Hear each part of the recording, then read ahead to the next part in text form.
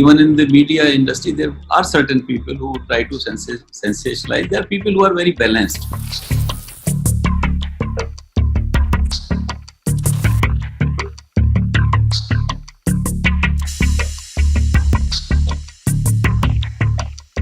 We explained them the controversy which is arising, and what they are writing is totally wrong. It is devoid of any facts.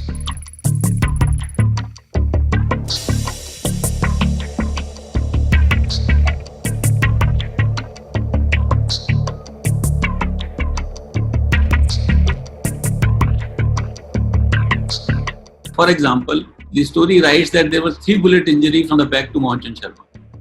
And they were having a copy of, saying a list copy of the post-mortem report of Mohanchand Sharma. But the post-mortem report says two bullet injuries, not 3, and both from the front, not from the back. Mm-hmm. So the facts were very clear. If anybody sees the post-mortem report, he will be convinced that the controversies raised are not based on any facts.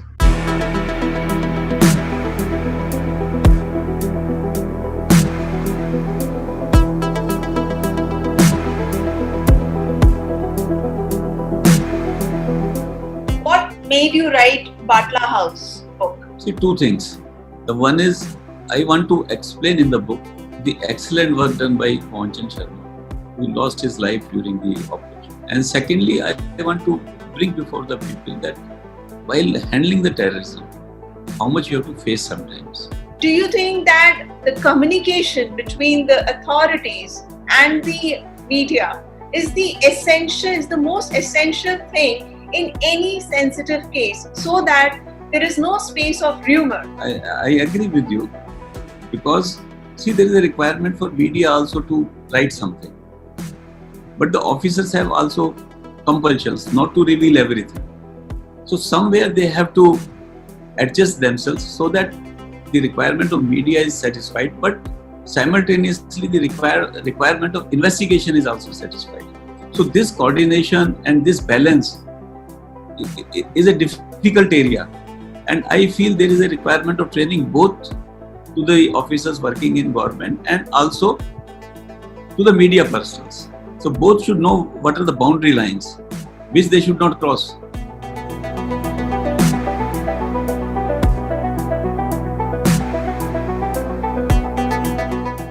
See, the competition has increased.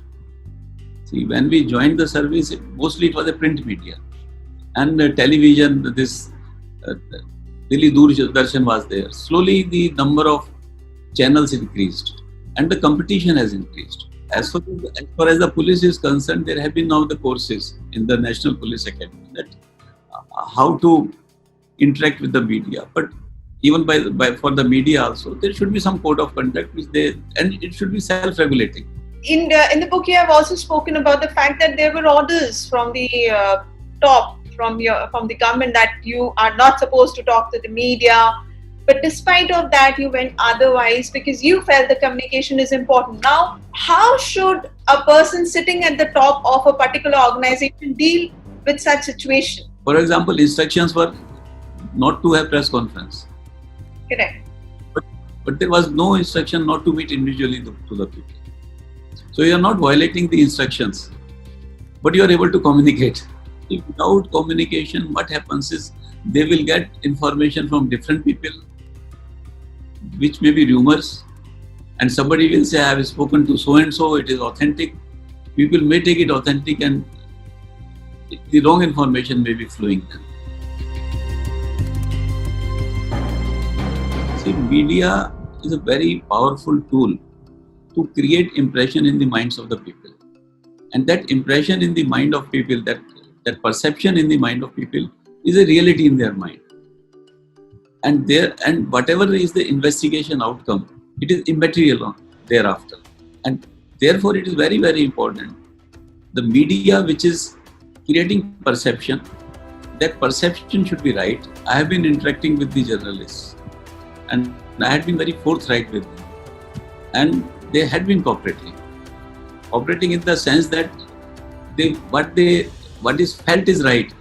Only that should be put in the media. That trust between the officers and media is also required.